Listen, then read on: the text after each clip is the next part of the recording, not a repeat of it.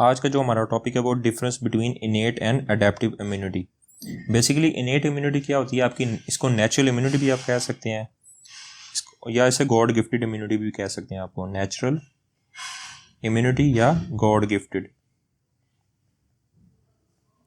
लेकिन adaptive immunity होती है, ये अकॉर्डिंग अडेप्ट होती है अकॉर्डिंग टू एंटीजन के तौर पे। अगर किसी एंटीजन ने आपकी बॉडी पर अटैक किया है तो उसके नतीजे में अडेप्ट होती है, उसे बोलते हैं एंटीजन अडेप्टिव या एंटीजन इम्यूनिटी।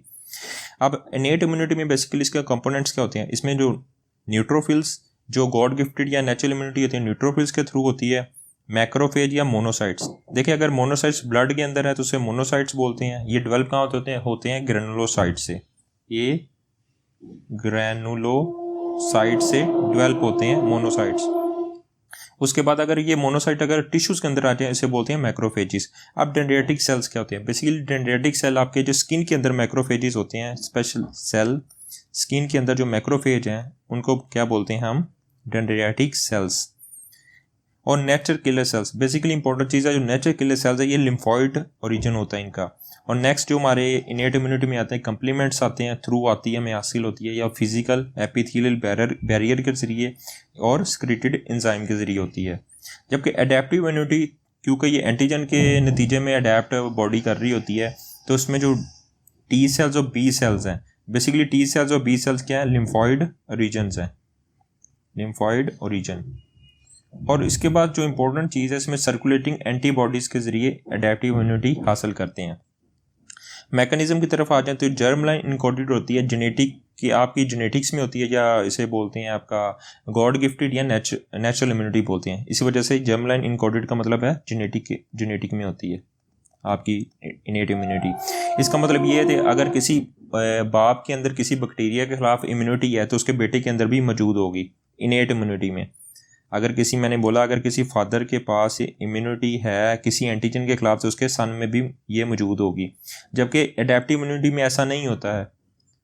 अगर किसी फादर के अंदर इम्यूनिटी है किसी पैथोजन के खिलाफ लेकिन सन के अंदर नहीं होती है, इसको बोलते हैं एडेप्टिव इम्यूनिटी।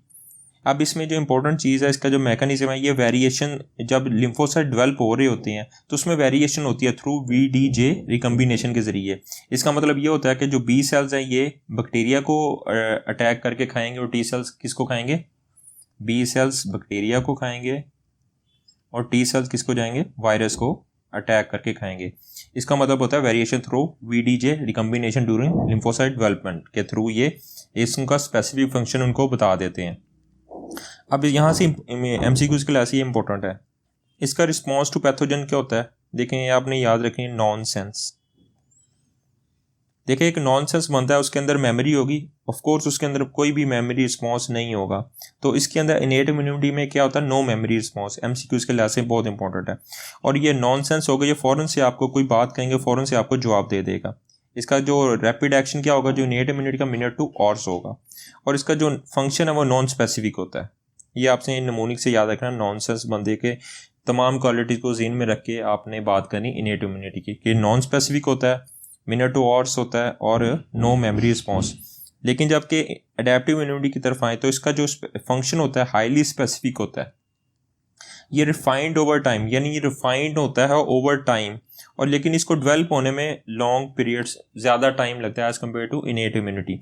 लेकिन एक दफ़ा ये डेवलप हो गया किसी एंटीजन के खिलाफ, जब नेक्स्ट एंटीजन वो आपकी बॉडी पे अटैक करती है तो इसको डेवलप होने में टाइम नहीं लगता, इसके पास मेमोरी होती है। ये मेमोरी रिस्पॉन्स के लिए फ़ौरन फास्टर फंक्शन के तौर पे उसको इनगल्फ कर लेगा थ्रू B and T सेल्स के तौर पे। इसी वजह से एक दफ़ा ये डेवलप हो चुका है तो नेक्स्ट इसको तमाम मैकेनिज्म को डेवलप होने में टाइम नहीं लगेगा।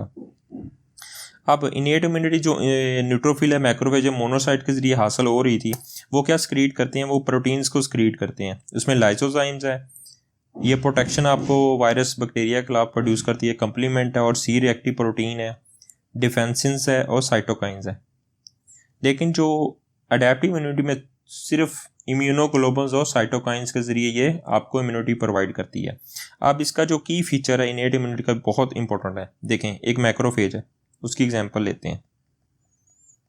आपको पता है मैक्रोफेज के ऊपर जब इनेट इम्यूनिटी की बात करें, इसमें होता है एक रिसेप्टर जिसे बोलते हैं टॉल लाइक रिसेप्टर। एक बैक्टीरिया है,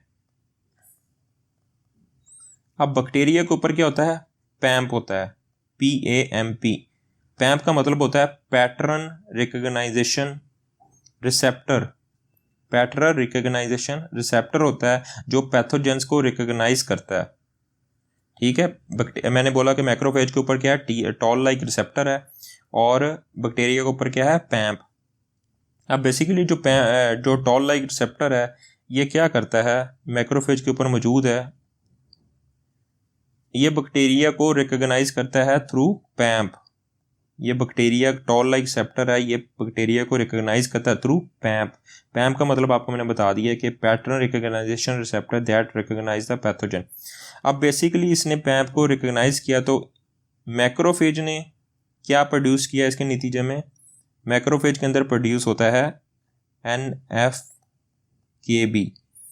NF-kB का मतलब होता है nuclear factor kappa, K for kappa, light chain activated B। ये मैक्रोफेज के अंदर प्रोड्यूस हो गया। अब nuclear factor kappa light chain activated B produce हुआ है, इसका नेक्स्ट फंक्शन क्या होता है, ये प्रोड्यूस होता है इंटरलूकन 1, इंटरलूकन 6 को और नाइट्रिक ऑक्साइड को। नाइट्रिक ऑक्साइड बेसिकली फिर क्या करते हैं, इसके जरिए ये बैक्टीरिया को किल करते हैं। ये इनेट इम्यूनिटी का पैटर्न है कि टॉल लाइक रिसेप्टर मैक्रोफेज पे था और इसने बैक्टीरिया को पैम्प के जरिए रिकॉग्नाइज किया मॉलिक्यूलर पैटर्न को, और क्या कर दिया, एक्टिवेशन किसकी करवाई है, NF-kB nuclear factor kappa light chain activated B की, और जिसने आगे किल कर दिया। एग्जाम्पल ऑफ पैम्प, कौन से बैक्टीरिया पैम्प प्रोड्यूस करते हैं, नंबर 1 LPS। LPS का मतलब होता है लिपोपॉलीसेक्राइड्स ग्राम नेगेटिव बैक्टीरिया। बैक्टीरिया में फ्लैजिलन और न्यूक्लिक एक्टिव एसिड जो वायरसेस, ये बेसिकली पैम्प को रिकॉग्नाइज करते हैं। लिपोपॉलीसेक्राइड्स जिसके अंदर फ्लैजिलन होता है और न्यूक्लिक एसिड वायरसेस में होता है। जब बी सेल्स की बात करें, इसमें क्या होता है, मेमोरी रिस्पॉन्स होता है। मेमोरी रिस्पॉन्स का मतलब है कोई भी अगर एंटीजन है वो आप एक दफ़ा किसी इम्यूनोग्लोबुल्स है, वो एक दफ़ा किसी भी एंटीजन के खिलाफ इम्यूनोग्लोबुल प्रोड्यूस हो चुकी है, तो नेक्स्ट टाइम उसको प्रोड्यूस होने में इतना टाइम नहीं लगता। वो फ़ौरन जब कोई एंटीजन उस पर अटैक करेगी फ़ौरन इम्यूनोग्लोबुल्स प्रोड्यूस हो जाएगी। ये एक्टिवेटेड होती है, B और T सेल्स करते हैं, और subsequent exposure to previous encounter antigen, यानी ये बेसिकली जैसे जैसे एंटीजन का अटैक होता है उसके नतीजे में ये प्रोड्यूस होती है प्रीवियसली इनकाउंटर एंटीजन, और इसका जो रिस्पांस होता है स्ट्रॉन्गर और क्विकर रिस्पांस होता है as compared to innate immunity. इसको बनने में सिर्फ एक बार टाइम चाहिए होता है, जब एक बार बन जाती है उसके बाद इसको दोबारा ज़रूरत नहीं होती है।